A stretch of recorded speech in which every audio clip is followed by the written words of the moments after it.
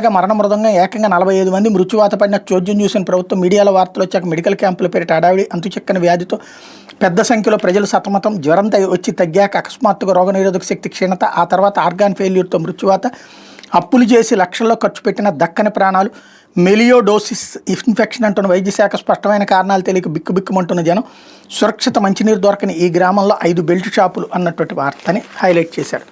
ఇకపోతే జనసేన నేత బూతు పురాణం అంటూ వీరమహిళపై అసభ్య పదజాలంతో రెచ్చిపోయిన నాయకుడు, లాడ్జిలో అసభ్య చేష్టలు 5 నెలల తర్వాత వెలుగులోకి వీడియో సోషల్ మీడియాలో వైరల్.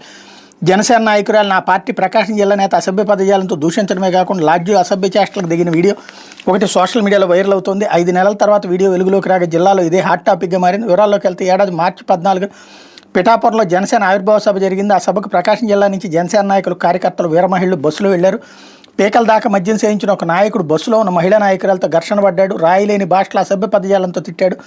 అందరెదుట ప్యాంటు జిప్పు తీసి చూపిస్తూ దూషించాడు. దీంతో జనసేన నాయకులు బస్సులోనే కొట్టుకున్నారు. ఇదంతా జనసేనలో కీలక పాత్ర పోషిస్తున్న నాయకుడు అల్లుడు వీడియో తీసినట్టు ప్రచారం జరుగుతుంది. పిఠాపురం చేరుకున్న తర్వాత వాళ్ళు మరింత రెచ్చిపోయారు. వీళ్ళంతా జనసేనలోని జిల్లా స్థాయి పదవుల్లో ఉన్నవారే కావడం గమనార్హం.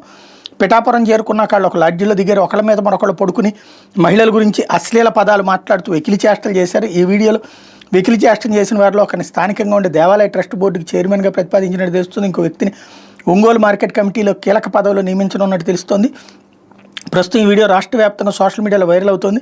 జిల్లాలో కీలకంగా ఉన్న జనసేన నేత ముఖ్య అనుచరులుగా ఉన్న వీళ్ళు గతంలో అదే పార్టీకి చెందిన రాష్ట్ర నాయకురాలు రాయపాటి అరుణపై దాడి చేశారు. దీంతో ఉలిక్కిపడిన జనసేన అధిష్టానం పరువు కాపాడుకునే పనిలో పడింది. జిల్లా నేతల క్లాస్ పీకడంతో పాటు ఈ ఎపిసోడ్ ప్రధాన కారకుడైన వ్యక్తిని పార్టీ నుంచి సస్పెండ్ చేయాలని ఆదేశించినట్టు తెలిసింది.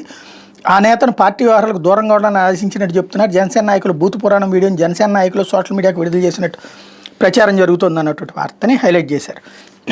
లేకపోతే